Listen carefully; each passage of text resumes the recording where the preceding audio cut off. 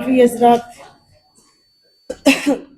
سب سے پہلے ہم آپ سب کا شکریہ ادا کرتے ہیں کہ آپ یہاں موجود ہیں، ہماری پریس کانفرنس سننے اور ہماری آواز بننے کے لیے آئے ہیں۔ اس پریس کلب میں ہم نہ جانے کتنی بار آ چکے ہیں اور ہر بار آپ کے سامنے دکھ اور درد بیان کیا ہے۔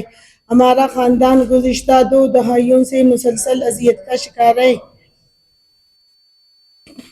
صرف اس سال 3 سے 4 مرتبہ ہم اس مقام پر اپنی فریاد لے کر آئے ہیں۔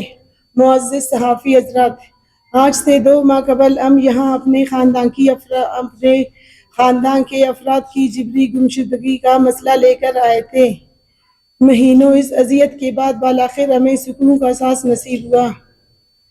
ہمارے پیارے بازیاب ہوئے اور ہمارے گھر میں ایک بار پھر خوشیاں لوٹ آئیں۔ ہم نے ان تمام افراد اور اداروں کا شکریہ ادا کیا جن کی کوششوں سے یہ ممکن ہوا، لیکن ہمیں کیا معلوم تھا کہ یہ لمحے اتنے عارضی ہوں گے۔ معزز صحافی حضرات، گزشتہ شب ایک بار پھر ہمارے خاندان کی چار دیواری پامال کی گئی۔ ایک بار پھر ہم اسی اذیت کا شکار ہوئے جس کا سامنا ہم 2 دہائیوں سے کر رہے ہیں۔ ہم سمجھنے سے قاصر ہیں کہ آخر ہمارا جرم کیا ہے، ہمیں کس خطا کی سزا دی جا رہی ہے، کون سا انتقام ہے جو بار بار ہم سے لیا جا رہا ہے۔ ہم بے بسی کی تصویر بن چکے ہیں، ذہنی اور جسمانی اذیت میں مبتلا ہے۔ سکون کے چند لمحے بھی نصیب نہیں ہوتے کہ ایک نئی مصیبت آن کھڑی ہوتی ہے۔ اب تو ہم فریاد کرتے بھی تھک چکے ہیں۔ معزز صحافی حضرات، گزشتہ رات ایک بار پھر علی اصغر فضل الرحمان اور ضیاء الرحمان قمبرانی کو جبری طور پر لاپتہ کیا گیا، جبکہ شہرباز بنگلزئی کو بھی قلی قمبرانی کوئٹہ سے جبری طور پر اٹھا لیا گیا۔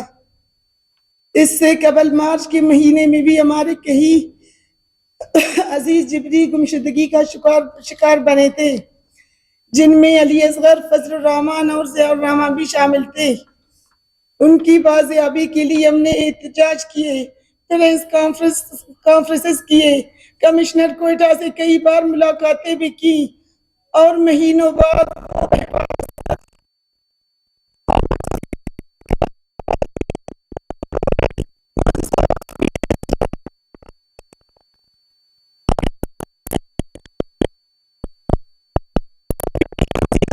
ڈالا جائے۔ یہ مسلسل اذیت ہمارے حوصلے کو توڑ رہی ہے۔ ہم التجا کرتے ہیں کہ ہمارے پیاروں کو فوری طور پر بازیاب کیا جائے۔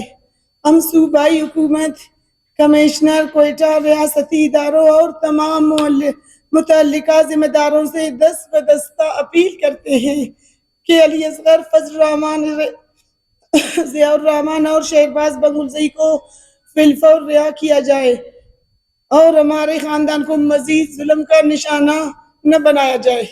شکریہ۔